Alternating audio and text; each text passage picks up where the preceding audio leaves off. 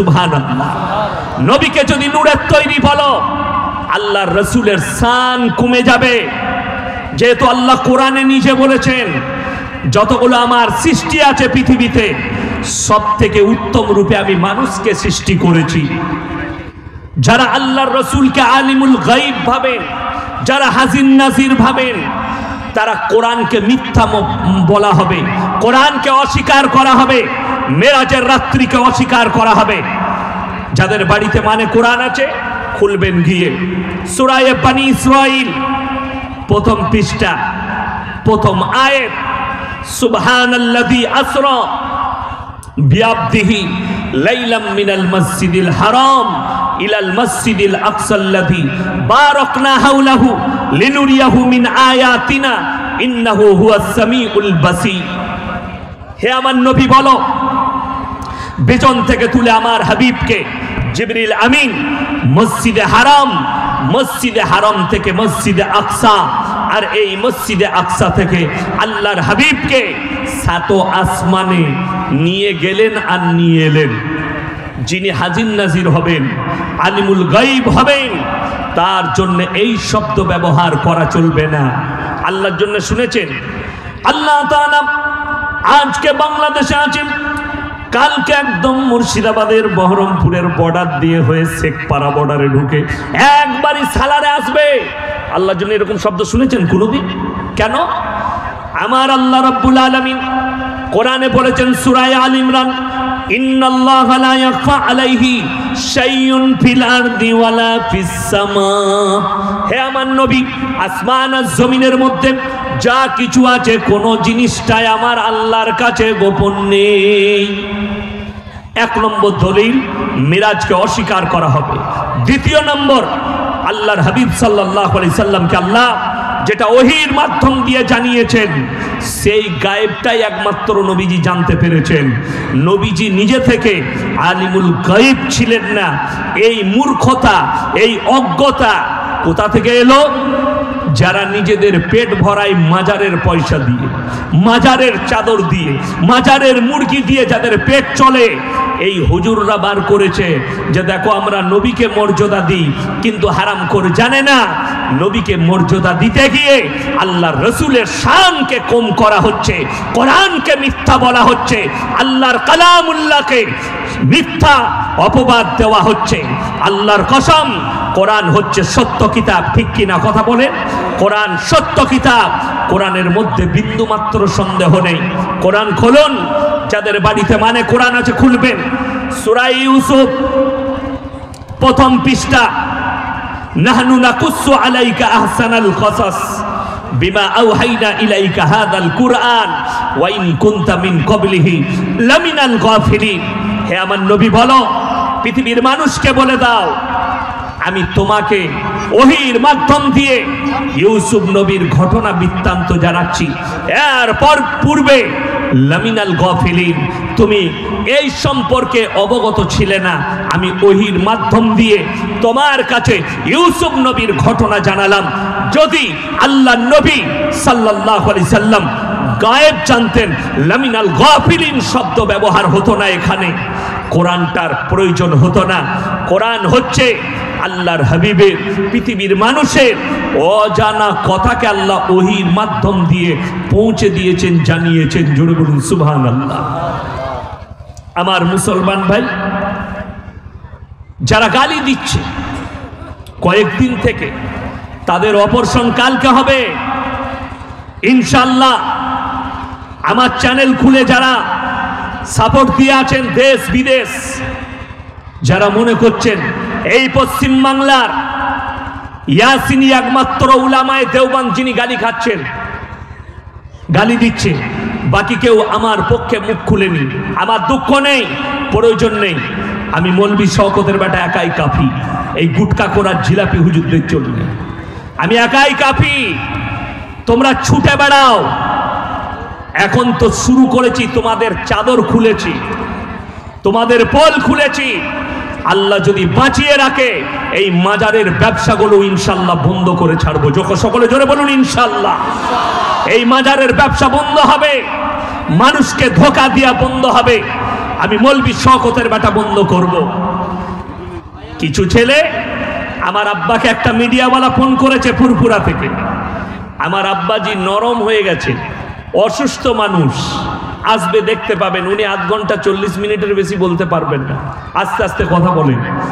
সেই রব আমরা দেখিনি, এই হুজুররা দেখেছে উনার কি রব ছিল। তোদের বাপরাও আব্বাজানের সামনে কথা বলতে পারেনি। তোদের বাপ যারা বেঁচে আছে সেই গুটকাখোরগুলোকে জিজ্ঞেস কর, শওকত সাহেবের সামনে দাঁড়াবার ক্ষমতা ছিল না, গোলাম আহমদ মুর্তজা সাহেবের সামনে দাঁড়াবার ক্ষমতা ছিল না। বয়স হয়ে গেছে, ফোন করে তার কল রেকর্ড ভাইরাল করছে। কালকে আমি আমাদের পশ্চিম বাংলার একটা মুফতি, দারুল উলুম দেওবন্দের দুটো মুফতির কল রেকর্ড ভাইরাল করব। তারা কিয়ামের ওপরে কি মতবাদ রেখেছেন, তিনারা কি সাক্ষাৎকার দিয়েছেন ইয়াসিনকে। আমি ফোন করেছিলাম, রেকর্ডিং করেছি, কালকে ভাইরাল হবে।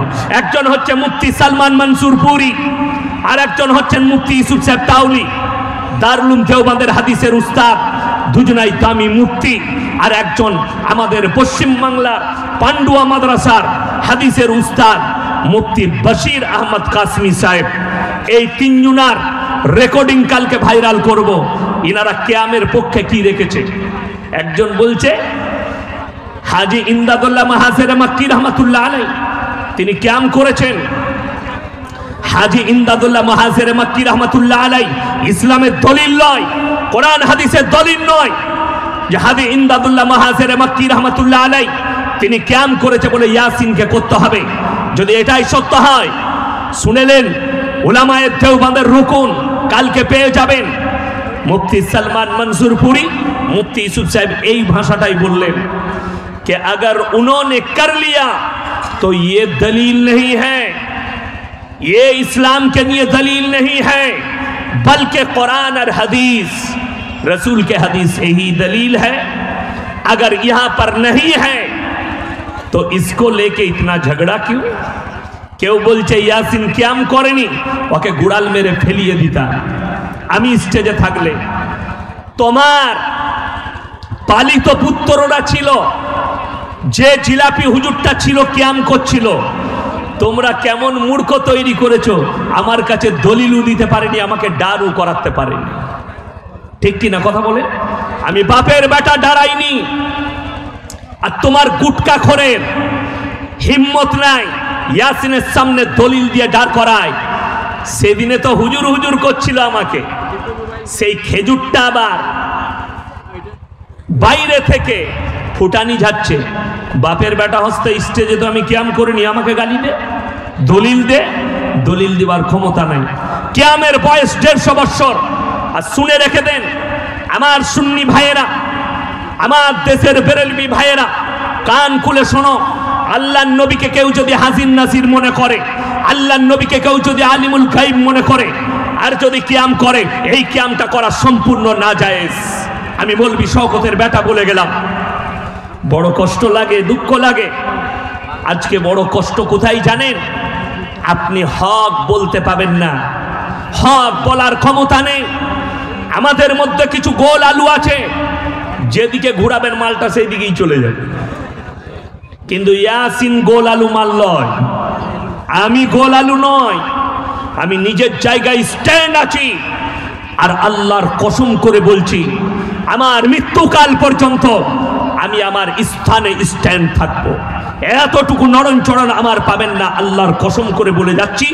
আল্লাহ যদি হায়াতে রাখে, আমার ভাষার পরিবর্তন পাবেন না। আমি শিরক আর বেদাতের বিরুদ্ধে, আমার আব্বা 50টা বছর জিহাদ করে গেছে। ইনশাআল্লাহ তিনি যা করেছেন না করেছেন, আমি যদি 40টা বছর জলসা করতে পাই, তোমাদের মাজারের মাথাগুলো ভেঙে ছাড়বো আমি ইনশাআল্লাহ। তোমাদের ব্যবসাগুলো উঠাবো। এই তো শুরু হয়েছে তোমাদের ভাষা, তোমাদের গালিগলজ। তোমরা কি ছাত্র তৈরি করো, আমার সঙ্গে কোরআন হাদিসের দলিল না দিতে পেরে এই বেরেলভি মাদ্রাসায় তাদের ছাত্র দিয়ে ইয়াসিনকে গালি দেওয়ার একটা গজল তৈরি করেছে, দিয়ে ইউটিউবে ছেড়েছে। গজল বলে ইয়াসিনকে রুখা যাবে না, গালি দিয়ে ইয়াসিনকে রুখা যাবে না। ইনশাআল্লাহ আমি দোয়া দিই, আল্লাহ তোমাদেরকে হিদায়েত দে। আমার ভাই, এই বেরেলভি মাদ্রাসাগুলোর হাল হচ্ছে, এদের শিক্ষকগুলো গুটকা খায়, এরা সিগারেট খায়, এদের ছাত্রদিকে ফজরের পরে ঝুলা নিয়ে বার করে দেয়, যা আদায় করে আয়। পড়াই না। আল্লাহর কৃপায় আমরা ছাত্রদিকে ঝুলা নিয়ে বার করি না, ছাত্রদিকে তারবিয়ত দিই, গালি শিখাই না।